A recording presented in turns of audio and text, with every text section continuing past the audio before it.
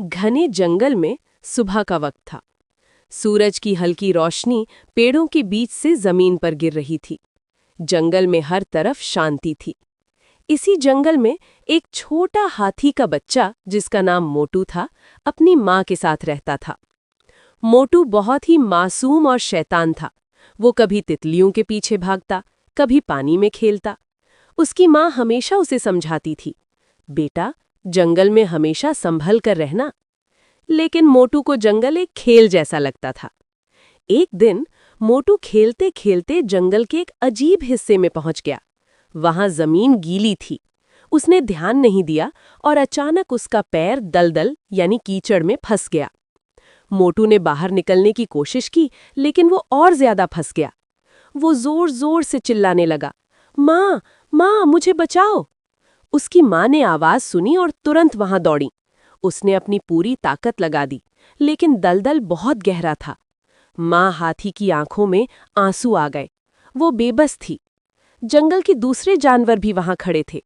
बंदर, हिरन और लोमड़ी सब देख रहे थे, लेकिन कोई मदद करने की हिम्मत नहीं कर रहा था। तभी अचानक जंगल में एक तेज दहाड़ गूंजी। शेर आ रहा था। सब जानवर डर कर पीछे हट गए। माँ हाथी भी डर गई। उसे लगा अब शेर उसके बच्चे को मार देगा। शेर धीरे धीरे मोटू के पास आया। उसने मोटू की आंखों में डर देखा। कुछ पल के लिए जंगल बिल्कुल शांत हो गया। फिर अचानक शेर ने अपने पंजों से दलदल को हटाना शुरू किया। सब जानवर हैरान रह गए। शेर रुका नहीं, वो लगातार मिट्टी हटाता रहा। धीरे धीरे मोटू का पैर बाहर आने लगा। बहुत मेहनत के बाद मोटू फाइनली दलदल से बाहर आ गया। मोटू तुरंत अपनी माँ से चिपक गया। माँ हाथी ने शेर की तरफ देखा। उसकी आंखों में डर नहीं, शुक्रिया था। उस दिन जंगल के सब जानवरों ने पहली बार शेर का दूसरा रूप देखा। लेकिन कहानी अभी खत्म नहीं हुई थी। अचानक दूर से शिकारियों की आवाज आई। सब जानवर घबरा गए। मोटू और उसकी माँ भी डर गए।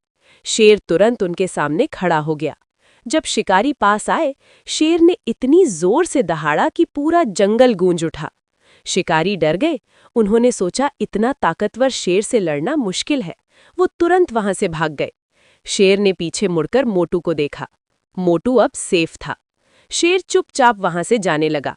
तभी मोटू भागकर शेर के पास आया और उसके पास खड़ा हो गया। उस दिन से मोटू और शेर दोस्त बन गए। जंगल के सब जानवरों को समझ आ गया, असली ताकत दूसरों को हराने में नहीं, दूसरों को बचाने में होती है। और जंगल का राजा सिर्फ ताकतवर नहीं, दयालु भी था।